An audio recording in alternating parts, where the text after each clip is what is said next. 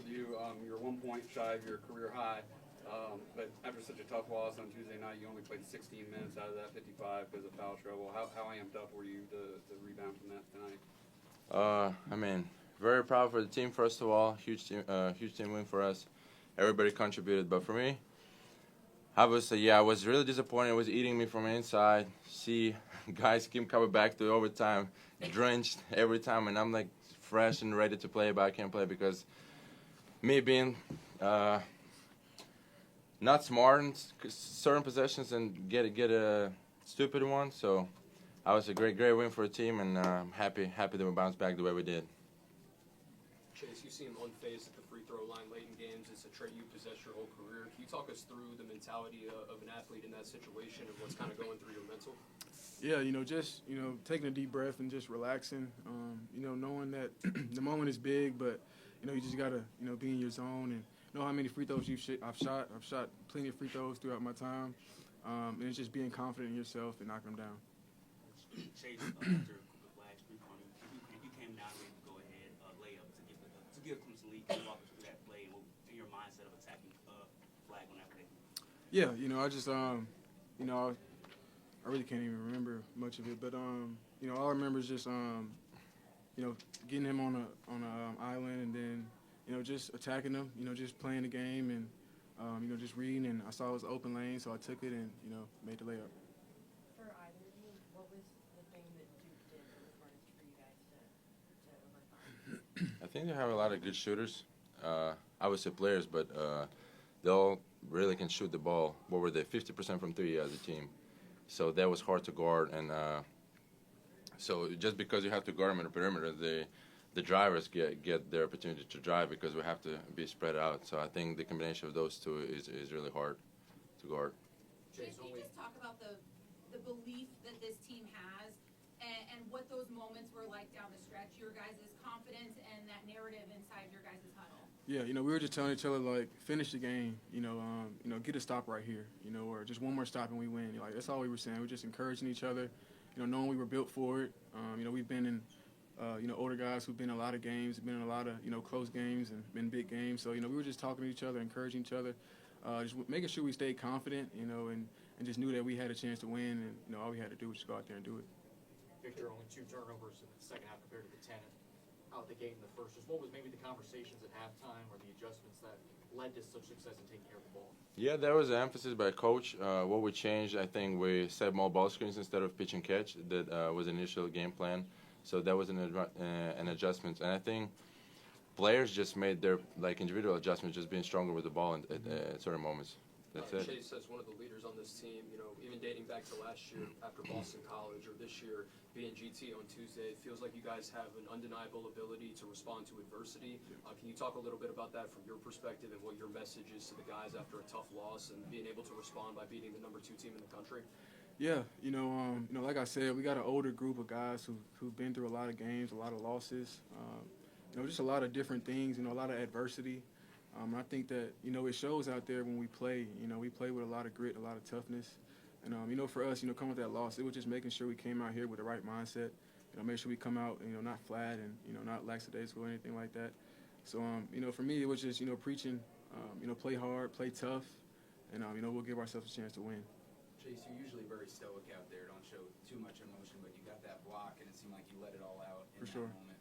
What were you feeling now that you accomplished the win and got pretty emotional? Yeah, it definitely all came out right there. That was a big play in the game. I was just hyped for myself and then for my team. It was just wanting to make a big play, make a tough play. That's what we were trying to do all game, just make tough plays. I think that was one play that was really tough, and I just had to let it all out. Viktor, how hard was Coach on you the last few days? Actually not. I think we've grown. I'm talking about you as far as the foul trouble and all that. How hard Yeah. I'm answering. So I just started a little bit from far, but yeah, we've grown together, and I think he kind of realized in those moments I put too much pressure on myself, and like I said earlier, like it really eats me. Like I'm really disappointed, and it hurts that I let the team down. So he talked to him one-on-one, and he said it's a big game. Here down composure and circle it probably like 20 times as he was speaking with his speech. So not really hard. Yeah, like I said, just emphasize the next game, move on. We need you. Just don't let it happen again. Viktor, there was that moment where you missed that layup, and then Coach takes you out about 30 seconds. What did he say to you when you're going off, and then how did that help you finish the game? First of all, when somebody said 1 point short of my career high, I'm thinking about that one. Yeah.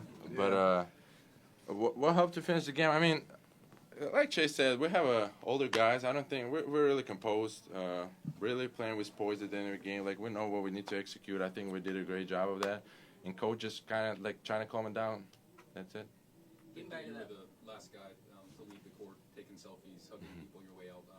Just what's it like to be embraced by the fan base in your first year here, and what was that moment like kind of after the game with the court story? Oh, amazing. I mean, last year, trying to get the most out of it. So I'm really having fun out there. And I love basketball. I love being in Clemson. I love fan base. I love people who are supporting us. Like, love it. Cincinnati's a big basketball school. How did this crowd compare to some of the best that you saw? I mean, Kentucky and this crowd are probably average crowd in Cincinnati because, like I said, it's a really basketball school. But I think we're getting there. We're getting more attention, more fans to our games, and keep coming. Chase, you with getting back to that block, you've done that several times in the past couple games. What is it about being able to get back after maybe you got beat or something like that to make a big block? Yeah, just not giving up on the play. Just battling through and, like I said, making a tough play for the team. I think I have a good amount of athleticism where I can do things like that to help the team. So, that's something that I want to do. Keep playing tough. Chase, you've got a number of big wins on this home court right here at LJC. Where does this one rank in comparison to some of the other big ones? I would say this is number one. Just with everything that's been going on. Dickie V's here.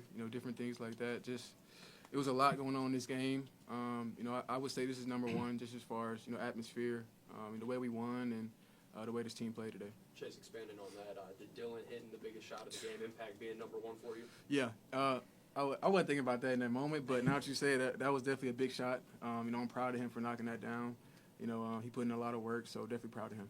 Chase, you mentioned DDB being on the call. He, in the broadcast, was saying, like, it doesn't matter as much to the guys on the court. They don't think it's a big deal that I'm here, and his co-anchors were saying, no, Dickie V, this matters to everybody. Yeah. Can you guys just talk about to have a guy like that on the call and it be his first one back, just what that means? Yeah, it means a lot. I think we're a part of history. The fact that he's at our first game back for 2 years, it's definitely something I think we all thought about. I was, seeing it on, social media. He's big in the college hoops world. So, I've been watching college basketball all my life, and he's someone that, I admire. So it was big to have him here. Got time for maybe one or two more. You guys held Cooper Flag probably about as bad as he's played in a game in a long time, at least through the first 35 minutes or so. What was working so well for you guys against him to keep him in check? First of all, I think Ian did a good job. So all praise goes to Ian. And we did mess up, me particularly, a couple ball screen coverage where I should have wide and led him to a wide open three. But, he's going to be a great player, and we did a good job on him, although he's probably going to bounce back. Hopefully we're going to see him again in the tournament and going to do as good a job then. But, yeah. How much did Coach Barnell kind of challenge you guys to rebound better after you guys' performance against Georgia Tech on Tuesday? Yeah, it was a big emphasis. Something that, we just got to be better. Just got to be a little more tougher. It was definitely a big emphasis coming to this game with their length and their size. But, I think we focused on that, and we did a good job of rebounding today. Any more questions for these two? Go Tigers, baby. Yes, sir. Thank you. Thank you.